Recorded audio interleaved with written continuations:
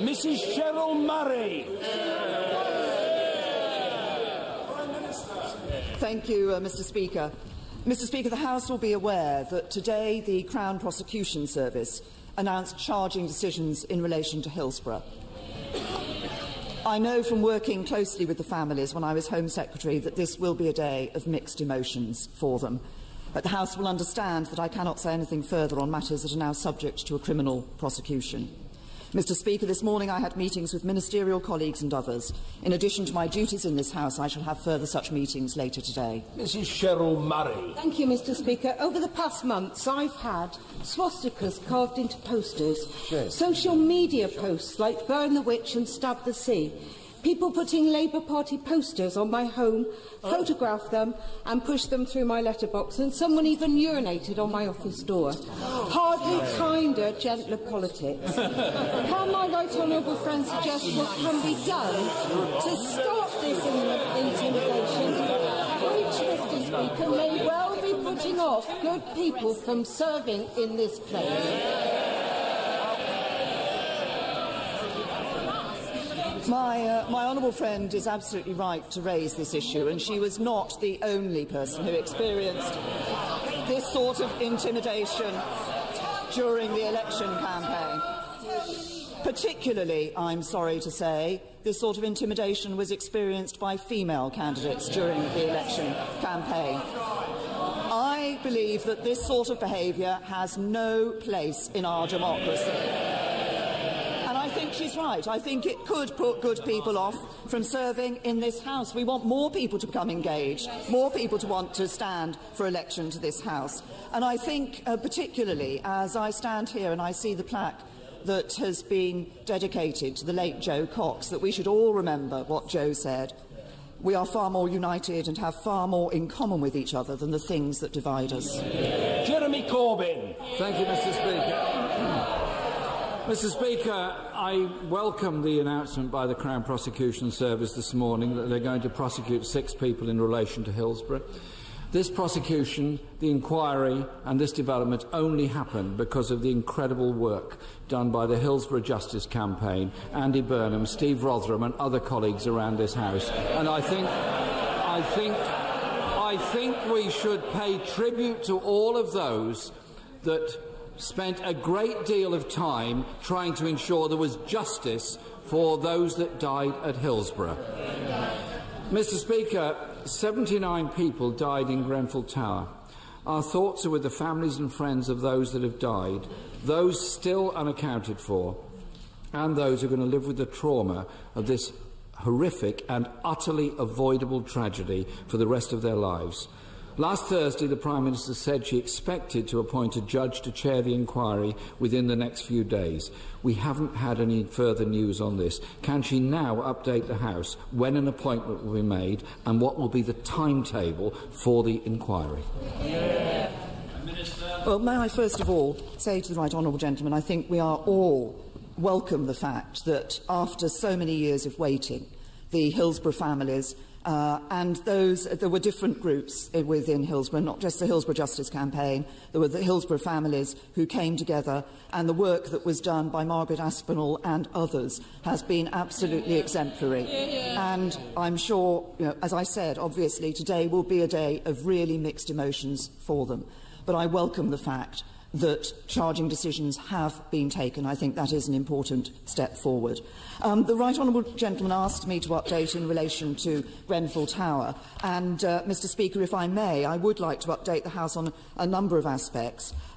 We all know what an unimaginable tragedy this was, and our thoughts will continue to be with all those who have been affected by it. As of this morning, the cladding from 120 tower blocks across the country in 37 local authority areas had been tested and had failed the combustibility test.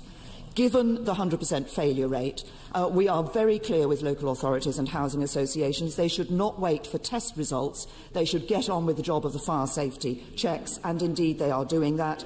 And they should take any action necessary, and the government will support them in doing that. The Secretary of State, the Community Secretary, has set up an independent expert advisory panel to advise on the measures that need to be taken, which is meeting this week. On the housing offer, 282 good quality temporary properties have been identified, 132 families have had their needs assessed, and 65 offers of temporary accommodation have already been made to families. The payment from the fund that we've been made available, the discretionary fund, those payments continue. As of this morning, nearly £1.25 million of payments have been paid.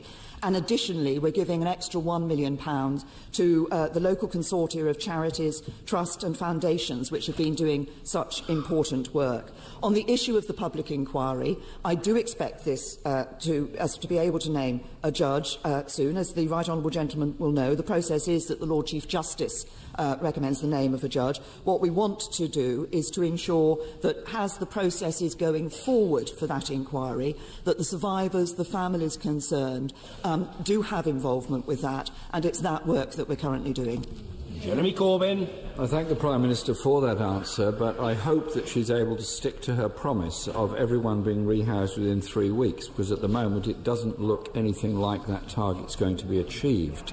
She, I hope, understands the fear that so many people have living in tower blocks at the present time all around the country. In 2014, the All-Party Fire and Safety Group wrote to the DCLG warning, and I quote, "Today's buildings have a much higher content of readily available combustible material. There have been contradictory messages from the government. Can the Prime Minister give a categorical answer?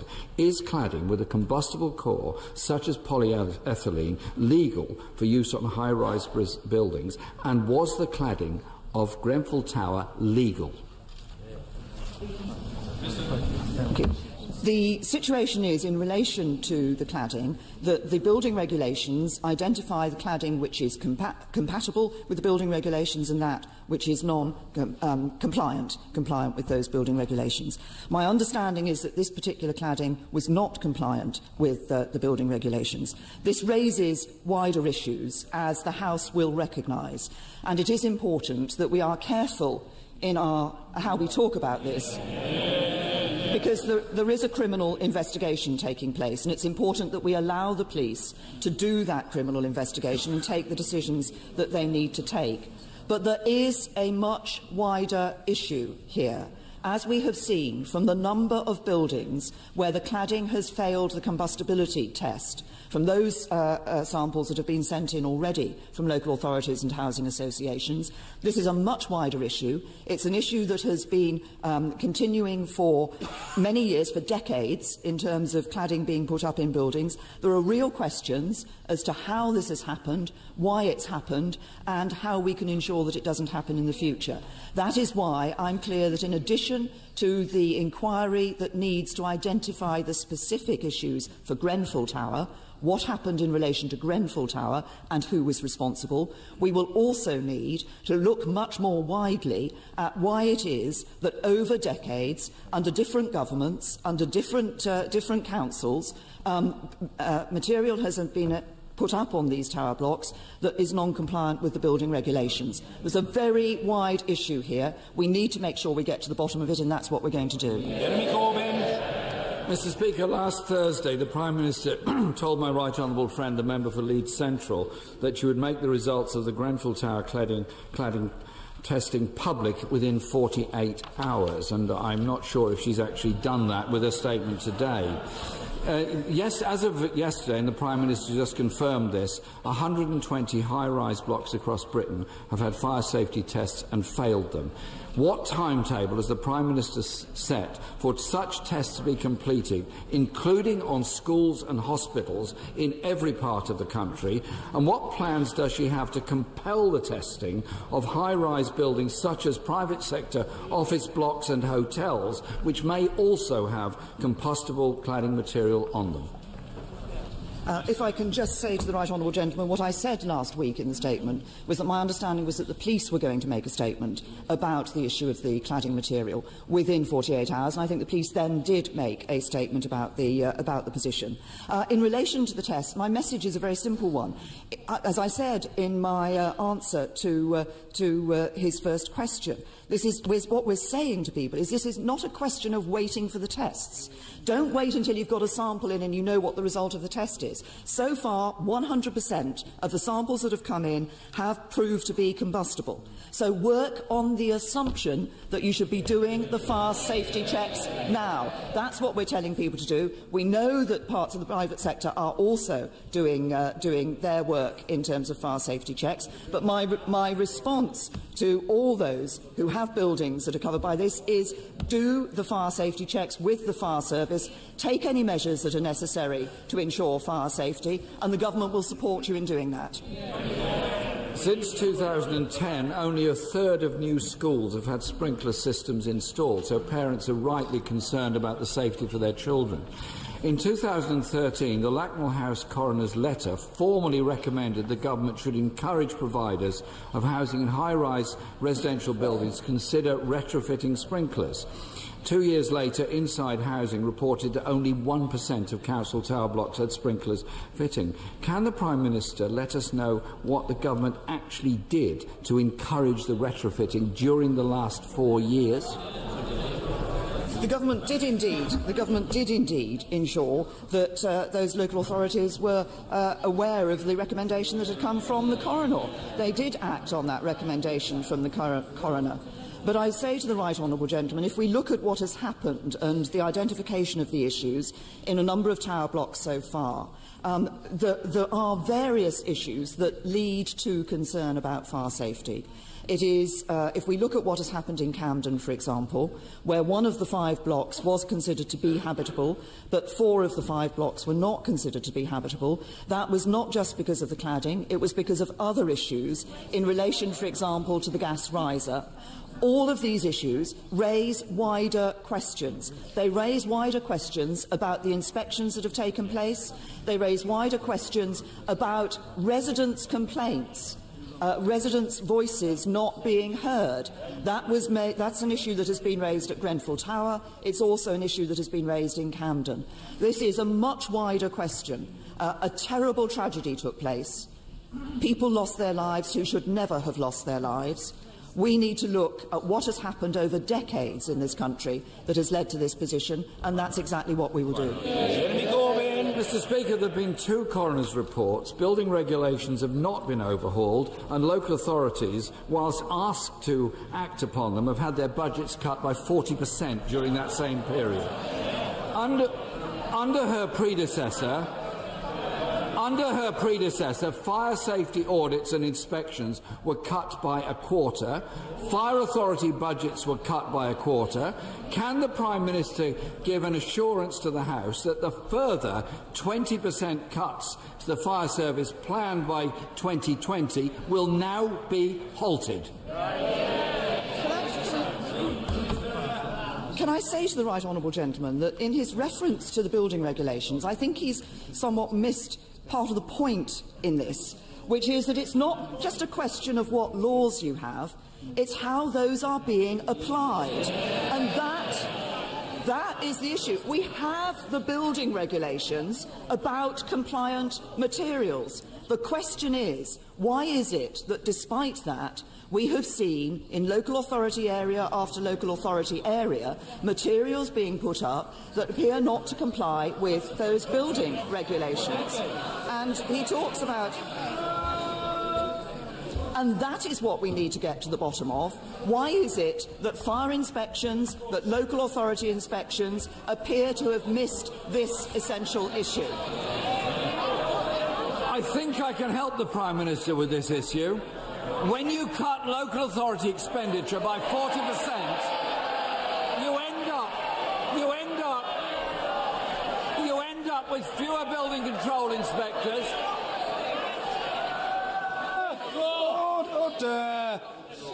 It's pretty bad when people shout. For somebody to be sitting right by the Speaker's chair and shouting displays, let's say, a lack of wisdom, which should not be repeated. Order. Every member in this chamber must and will be heard however long the session has to run. Jeremy Corbyn. Mr. Speaker, I was simply making the point, which seems to have upset a lot of members opposite, that when you cut local authority budgets by 40%, we all pay a price in public safety. Fewer inspectors, fewer building control inspectors, fewer planning inspectors, we all pay a price. And, Mr. Speaker, those cuts to the fire service have meant there are 11,000 fewer firefighters. The public sector pay cap is hitting recruitment and retention right across the public sector. What the tragedy of Grenfell Tower has exposed is the disastrous effects of austerity.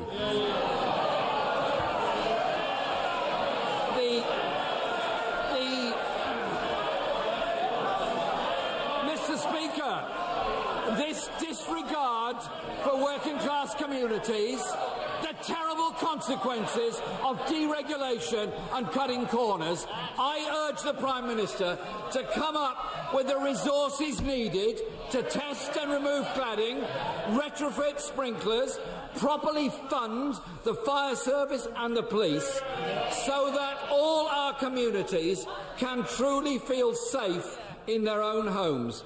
Mr. Speaker, this disaster must be a wake-up call. The cladding of tower blocks did not start under this government. It did not start under the previous coalition government. The cladding of tower blocks began under the Blair government.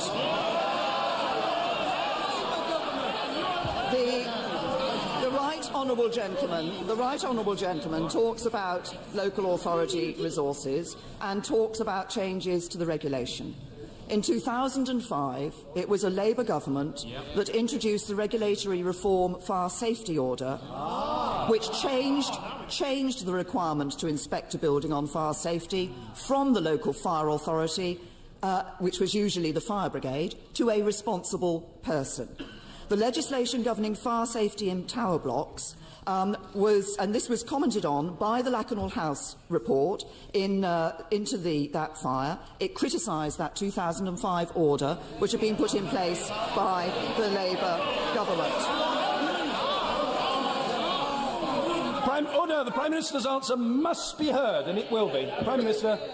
And laws which took effect in 2006 ended the practice of routine fire service inspections, passing the responsibility to councils. That is why I say to the right honourable gentleman, this should be an issue that across this House we recognise is a matter that has been developing over decades, is a matter that has occurred under governments of both colours, under councils of all political persuasions, and is something which I would hope we would say we should come together and ensure that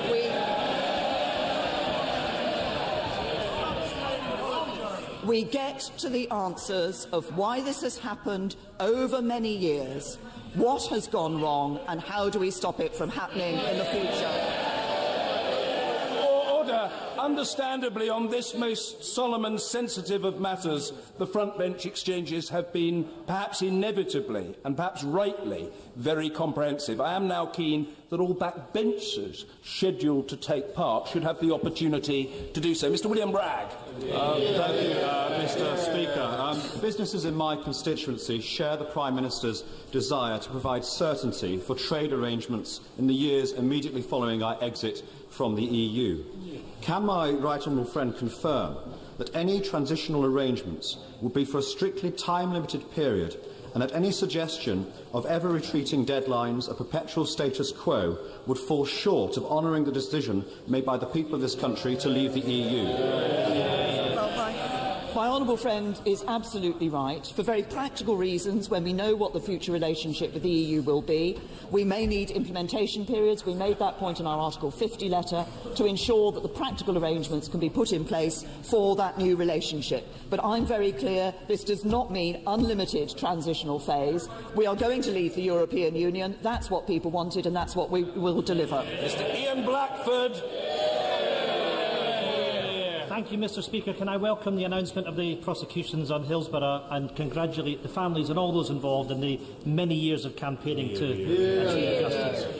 Mr Speaker, the Scottish Secretary insisted that Scotland would see increased funding if the DUP secured money for Northern Ireland as part of a confidence and supply deal, insisting, as I quote, "I am not going to agree to anything that could be constructed as backdoor funding to Northern Ireland."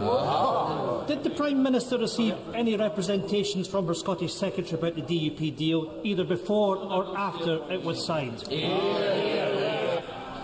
I say to the honourable gentleman that, of course, when we look at what has happened in terms of funding for the rest of the United Kingdom, in the autumn statement last year, my right honourable friend the Chancellor set aside an infrastructure fund of £23 billion.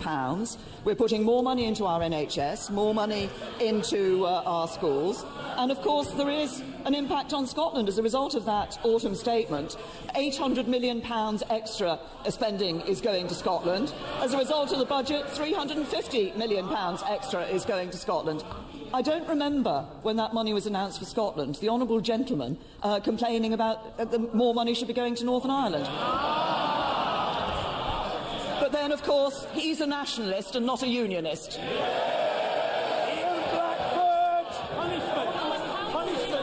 Mr Speaker, the Prime Minister's failure to give a straight answer to that question speaks volumes. Order! Let's hear the fella! Mr Ian Blackford. Thank you, Mr Speaker. No respect. The Prime Minister's failure to give a straight answer to that question speaks volumes and has only succeeded in piling more pressure on the Scottish Secretary, whose position now looks less secure with every day that passes. The honourable gentleman's question, and I think he's reaching his peroration, must be heard. I will give the Prime Minister one more opportunity. Did she receive any representations about the DUP deal from the Secretary of State for Scotland? Yes or no? I can assure the honourable gentleman that I regularly receive representations from the Secretary of State for Scotland about matters relating to Scotland, including regular representations which point out that if the Scottish nationalists actually have the interests of Scotland at heart, they will want to remain part of the United Kingdom. Thank you, Mr Speaker. Given that rail passengers in my constituency in Lewis are once again facing rail misery with an overtime ban and strike action looming, does the Prime Minister not agree with me that the only way to end the 18 months of rail misery for my constituents and all passengers on Southern Rail is for the unions to stop their strike and get back round the table on the Southern My honourable friend is absolutely right. Southern Rail passengers have been experiencing absolutely unacceptable delays and disruption to their service. And an expert report has found that the main cause of widespread disruption was union action. So I say, for the sake of the passengers, get round the table and solve this dispute. Ian C. Lucas. Thank you, Mr Speaker. Can I thank the Prime Minister for coming to my constituency of Wrexham during the general election campaign and for making a widely welcomed U-turn on the dementia tax. Can I invite the Prime Minister back to Wrexham to make another announcement reversing her appalling cuts to police budgets, which my constituents want to see the back of? We are protecting police budgets, and we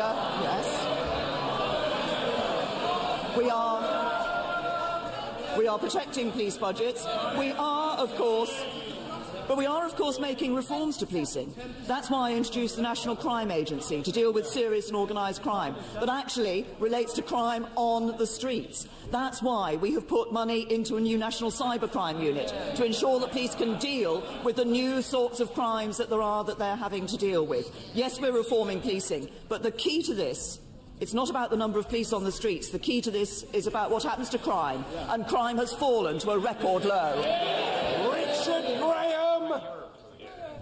Mr Speaker, Grenfell Tower tragedy shocks so many of us because we all believe there is much that should never have happened. But to claim, as the opposition front bench did, ahead of any inquiry, that, quote, residents were murdered by politicians, unquote, is grotesquely inappropriate. So would my right honourable friend confirm that our government will get on with helping rebuild lives and homes and progressing critical inquiries with urgency and, above all, non-partisan calm? Well, I think my honourable friend raises a very important point. What all of those affected by Grenfell Tower deserve is an inquiry that gets to the truth and provides them with the truth and with knowing who was responsible. We need to do that in a careful, calm and determined way. We also need to use that same calm determination to ensure we get to the bottom of this wider issue of why it is that materials have been used in tower blocks around the country which we appear to be non-compliant with the building regulations. There are real issues here. We're not going to get to the truth by pointing fingers. We will by calm determination. Mr. Kevin Brennan. Thank you, Mr. Speaker. Regarding this deal that she's done with the DUP, is it true that on the one hand she's shelling out all this extra money to secure their support, whilst on the other hand she's still giving them taxpayers cash in the form of short money to be in opposition? Is that what we get from this Prime Minister? No pay rise for the nurses, but double bubble for her friends in the DUP?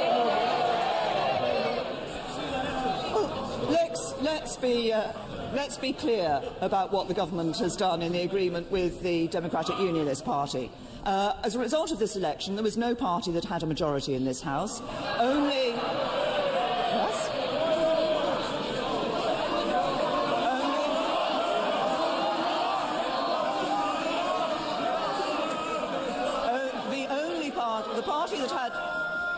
The party that had the largest number of seats and the only party that can form an effective government is the Conservative Party. That's the right thing to do, and that's what we've done. Charlie Elphick.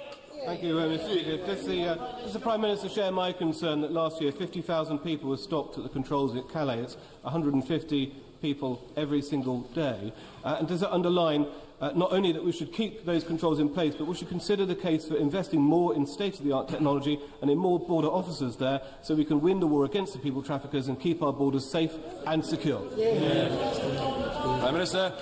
I have to say to my honourable friend that our Border Force officers are doing an excellent job at the juxtaposed controls and the work that they do in his constituency, and particularly the work they're doing to stop illegal immigrants and the human traffickers. And they have indeed, we have been investing in the system capabilities. 108 million has been invested in the last 2 years in new technology, and a further 71 million is earmarked for that in this current financial year. But of course, there are particular pressures on Dover. That's why we've also invested more money to maintain security there and ensure that Calais camp remains closed. And we're making efforts upstream as well to ensure that we reduce the number of people who are trying to get to the United Kingdom illegally. And DFID are now putting extra focus on the central Mediterranean route. As I announced last week, an extra £75 million is going for humanitarian support there. Joe Stevens. Thank you, Mr. Speaker. I know the Prime Minister is well aware of the misery and suffering that is caused by reckless gambling. And following her recent experience and the turmoil it has caused to her friends and colleagues, will she now commit to legislating against fixed odd betting terminals, the cause of so much hardship across our community? Well, as the Honourable Lady knows, a consultation was undertaken in relation to that particular issue, which the Department for Culture, Media and Sport are considering, and will announce a response to that in due course. Suella Fernandez. In Fareham, 63% of voters chose the Conservatives, giving us a share of the vote not seen since 1935. Will my right honourable friend join me in reminding the Chamber that this side won the election and the other side lost? Join me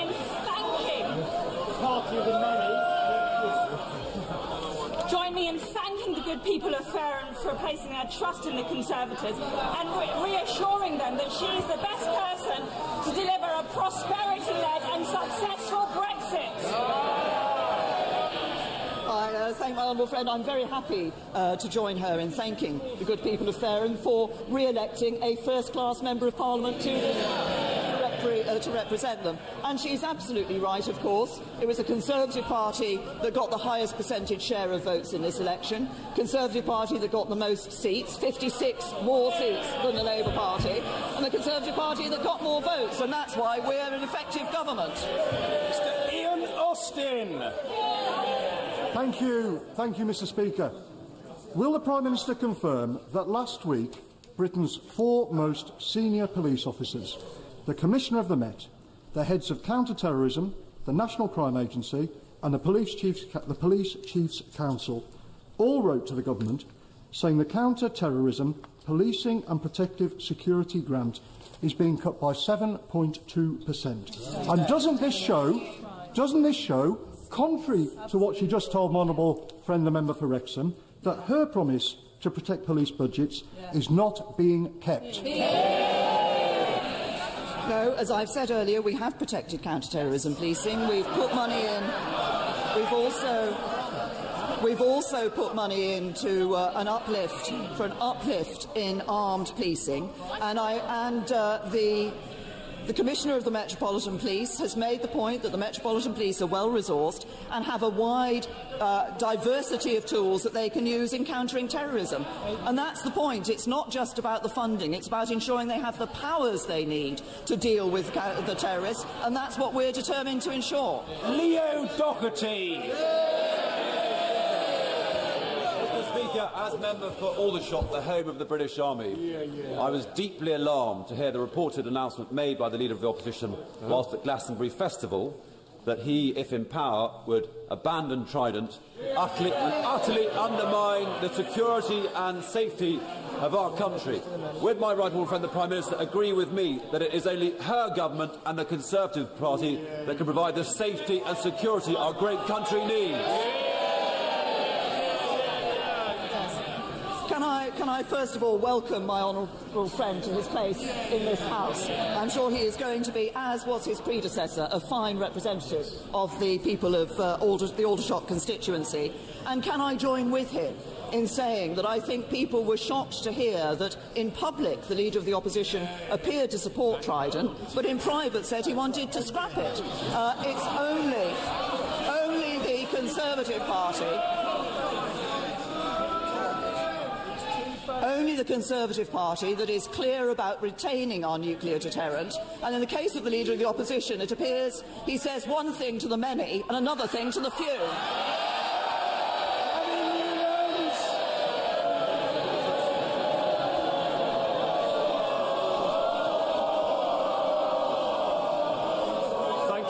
Mr. Speaker, after being fairly defeated by my honourable friend, the member for Perth and North Perthshire, this government has nevertheless seen fit to award the defeated candidate and give the unelected Ian Duncan a peerage and a job in the Scotland office. Instead of this affront to democracy, and in light of the need for a legislative consent motion at Holyrood, does she not think she should stop treating the Scottish people with contempt and do the right thing and give the Scottish Government a seat at the Brexit negotiations table? We have, throughout the time that we've had so far in relation to the Brexit issue, been working with and talking with the Scottish Government and indeed other devolved administrations, and we will continue to do that. And I hope and trust from the nature of the honourable gentleman's question that this means that from now on the Scottish nationalists are going to be focused on issues that matter to Scotland other than independence. Marcus Fish. Thank you, Mr. Speaker. Is the Prime Minister aware of the current crisis in Venezuela, and is this an example of how an experiment in socialist revolution can go horribly wrong?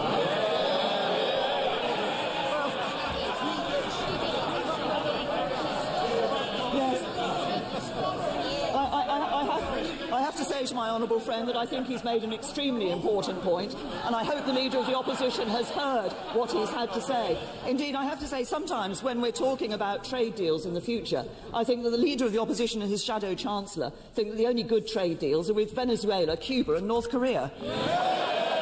Marion Fellows. Thank you, Mr. Speaker. Speaker. The brave men and women in our emergency services have consistently put the safety of others first, and especially in response to the terrible events we've seen in recent months.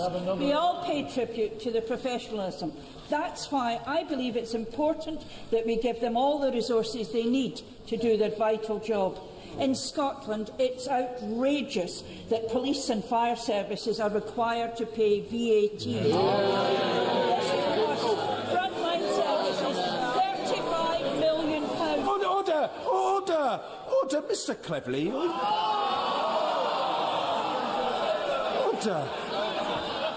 You are usually the embodiment of calm, repose and potential statesmanship. Take some sort of tablet, man. Mrs. Fellows must be heard. Thank you again, Mr. Speaker. I'll repeat that. In Scotland, it's outrageous that our police and fire service are required to pay VAT, and this has cost the frontline services £35 million last year alone. Now that the Prime Minister has found the magic money tree, will she extend the VAT exemption to police Scotland? We've got the gist of it. The Prime Minister. When the Scottish Government took the decision to merge Scottish police forces into a single force, Police Scotland, they were told that this would lead to VAT being paid by Police Scotland. They were advised that that was the position, and they chose to go ahead with the merger. Mrs. Anne Main. Thank you very much, Mr. Speaker. Today is the festival Saints' Day of St Albans, and his pilgrimage was celebrated on Saturday. Can I ask what more could be done to protect all persons of faith who are being persecuted for their faith, particularly our students on campuses who are suffering large amounts of anti-Semitism? Well, I'm happy to recognise St Albans Day, as my honourable friend has said. And she's absolutely right. It is important. Sometimes we talk a lot about people who are being persecuted for their faith in countries abroad. Actually, we need to be very clear that, sadly, we do see people here suffering attacks, particularly of anti-Semitism, on campuses. The CST do a lot of work with students to support that. I'm happy that the government is supporting them. We're also supporting Muslim communities who are suffering from Islamophobia. There is no place for such hate in our society, and we must all work to stamp it out. Paula Sheriff. Thank you, Mr. Speaker. The current Prime Minister recently visited my constituency. Upon being asked about the precarious situation facing both Dewsbury District Hospital and Huddersfield Royal Infirmary, she stated, and I quote, that people were scaremongering. Can she therefore use this opportunity today to reassure my constituents that all services will be retained at both hospitals, including a full A&E provision?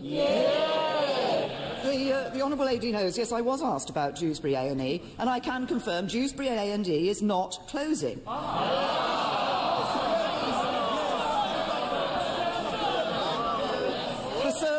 The service will be open 24 hours a day, 7 days a week, and the majority of patients will see no change to their service. Mr. Philip Davis. Thank you, Mr. Speaker. The repeated claim that spending ever-increasing amounts of money on overseas aid keeps this country safe has been shown by recent events to be utter nonsense. Can I tell the Prime Minister that spending more and more money on overseas aid each year does not make us look compassionate to the public, it makes us look idiotic to the public when that money is much needed in the United Kingdom. So can she promise to slash the overseas aid budget, spend it on priorities in the UK? I hope she doesn't have a strange political aversion to pursuing any policies that might be popular with the public. Well, I can assure my honourable friend that I don't have that aversion, but on this issue I do take a different view. I think it is important that, given the position that we hold, given the state of our economy as one of the largest economies in the world, that we are actually recognise that we can help those around the world. We are seeing millions of people, and particularly girls, being educated as a result of the action that we are taking. I think that is important, and it is important. I recognise what my honourable friend has said, that we have suffered from terrible terrorist attacks here in the United Kingdom. Our services have also foiled a number of terrorist attacks in recent months and going back over recent years too. But I think it is important that we are able to use our aid money to help to ensure good governance in countries so that we don't see the creation of spaces where the terrorists are able to train and incite others. Mr. Speaker, I must thank the Prime Minister and most of the Cabinet for visiting Ealing during the election, because my majority went up 50 times. But look, 53,000 EU nationals reside in the London Borough of Ealing, and they would now like some clarity on this fair and generous offer of how much extra their settled status applications are going to cost them, and why it is that they're not going to be able to vote in local elections as now. I have to say to the honourable lady, I'm grateful she has described this as a fair and generous offer. I think indeed it is a fair and generous offer for people to ensure that they are able to stay here in the United Kingdom and that they will have rights here in the United Kingdom just as UK citizens have. Mr. Kevin Hollinrake. Mr. Speaker. A significant number of charities, including those looking after the most vulnerable disabled people in our society, are in favour of imminent closure due to the application of the national living wage to sleep-in shifts, and HMRC's insistence of 6 years back pay, despite that the advice only changed last year. Would the Prime Minister ask HMRC to suspend any actions until we can find a workable solution? My honourable friend has raised a very important issue, and I know that it's one that he cares about particularly. Of course, it is through the national living wage that we're making sure pay is fair in all sectors, including in social care. But on the specific point he's raised, the Department of Health and other relevant departments are looking at this issue very carefully, because they want to ensure that enforcement protects low-paid workers in a fair and proportionate manner. We have invested more money in social care. As he will know, the £2 billion extra went in the budget, and we do need to look at this issue on a longer-term basis, but I can assure him departments are looking at the specific issues that he's raised very carefully. Angela Smith. Thank you, Mr. Speaker. Does the Prime Minister think, like her Brexit Secretary, that it will be simple to deliver a free trade deal with the European Union? The Brexit Secretary and I have both said over the last few months that we do think that a comprehensive trade agreement is not just possible, but will be easier than other third-party countries, third countries, negotiating trade deals, because at the moment we're operating on the same basis as other countries within the European Union, and therefore we're not negotiating in the same position as, say, Canada and other countries from outside the European Union. So, yes, I think we can achieve that comprehensive free trade agreement, and it will be good for the United Kingdom and good for the European Union. Ben Bradley. Mr. Speaker, would the Prime Minister agree with me that an opposition leader who claims to be all things to all men, saying one thing to Remain voters in London and quite the opposite to Leave voters in constituencies like mine, is actually no kind of leader at all? And perhaps that might be why voters in my constituency rejected his leadership in the recent elections. Well, I'd first of all like to welcome my honourable friend to his place in this House. I was very pleased to visit his constituency during that election campaign. He's absolutely right. What people want to know is what the position of the parties is on this question of Brexit. We're very clear that the country, what we want to see now is the country coming together because we want to deliver on the will of the British people, which was that we should leave the European Union. It's precisely what this government will do. Barry Sherman. Mr. Speaker, can I beg the Prime Minister at this crucial time in our country's history to listen to the many friends that we have in Europe and in the rest of the world who fear that we are sleepwalking, zombie-like, to a disastrous deal with Europe. They have no confidence in the three ministers in charge of the deal and believe that our country is going to be deeply damaged, both in terms of our economy and our role in the world, if we do not get our act together. I have to say to the honourable gentleman that the Brexit negotiations have now started formally. The formal negotiations have now started. There was a very constructive and positive start to those negotiations, with my right honourable friend, the Secretary of State for exiting the EU, and the Commission's appointed negotiator, Michel Barnier. We have set up 3 working groups dealing with key issues initially, including citizens' rights. I'm pleased about that. And we've also started a dialogue on the issue of the border between Northern Ireland and Ireland and that relationship, which is important for Northern Ireland but also for the whole of the United Kingdom. We have published, we've set out our objectives, we've published our white papers, we will be bringing the repeal bill before this House. We know the plan we've got. The party that doesn't know what its plan for Brexit is his party. Bob Neal. Thank you, Mr. Speaker. The Prime Minister was crystal clear on Monday that the reciprocal agreements we seek on citizenship should include the people of Gibraltar. Yeah. On Tuesday, the Spanish Foreign Minister sought yet again to suggest that Spain should have a unilateral veto on this. Will she make it quite clear that this posturing and game playing is pointless and counterproductive, that our commitment to Gibraltar is absolute, and perhaps send him a hearing aid? Well, I thank my honourable friend for raising that particular issue. This government's commitment to Gibraltar has not changed, and it will remain. Nigel Dodds. Thank you, Mr. Speaker.